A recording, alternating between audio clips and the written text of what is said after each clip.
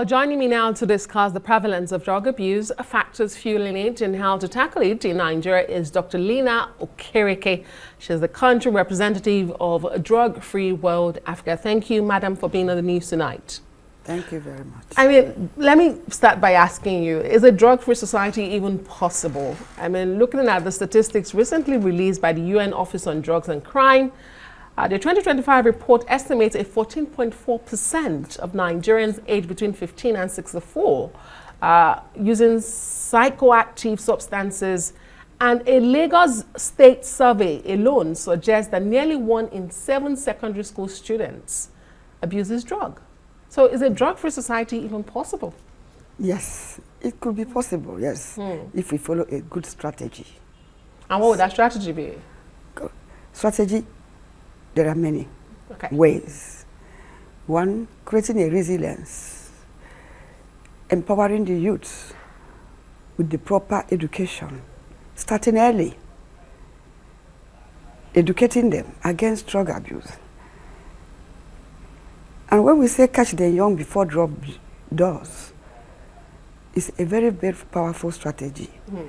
Prevention is not just always better than cure, but it is very, very active. We always advocate a stronger and proactive prevention strategies in combating drug abuse. If that is done resiliently, we will end drug abuse. Even if it is not completely, we will subdue it to a minimal rate. And again, most of the time, you find out that if we engage parents, schools, NGOs, and thereabout, they go into the communities, that they can be friendly with the communities. They know the language these people will understand. They are our parents, we fetch them. And without stigmatizing them, we subdue drug abuse. What are the factors, I mean, in the work you do on the ground, what are the factors that are fueling this crisis, if we can call it that, on our hands? And how, you know, what are the most concerning patterns you have also seen? Yes. One of the most concerning patterns we have seen is neglect from the parents. It's the background. Because every child grows from the home. And most times we find out that today, parents are very much involved into their activities and wealth making, and they ignore children. From the day when the child is born, he needs to be followed up. And how often do we watch our children come back from school, check how they have attended to the school? We are really in big classes in the schools. And again, we have found out that parents at one time or the other chastise the teachers, no more moral education. And when that is done, the teachers become very realistic, very slow in taking care of the children in the school. They leave it at the decision of the parents, you know. So in the schools too, you find out that teachers too are no longer so proactive.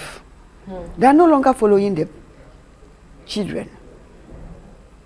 So parents are leaving parenting for teachers, and teachers are also neglecting their duties as factors. But as we wrap up, in your final words, what is your call to action to the Nigerian government and to society in general?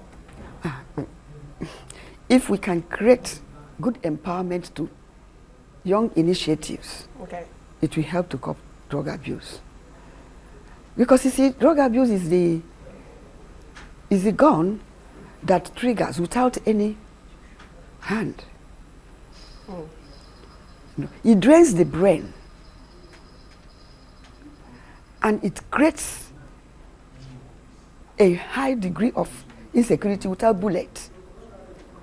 And when that is done, if they are well engaged, empowered with youth creative issues, we will curb drug abuse. Idleness is part of it. Yeah.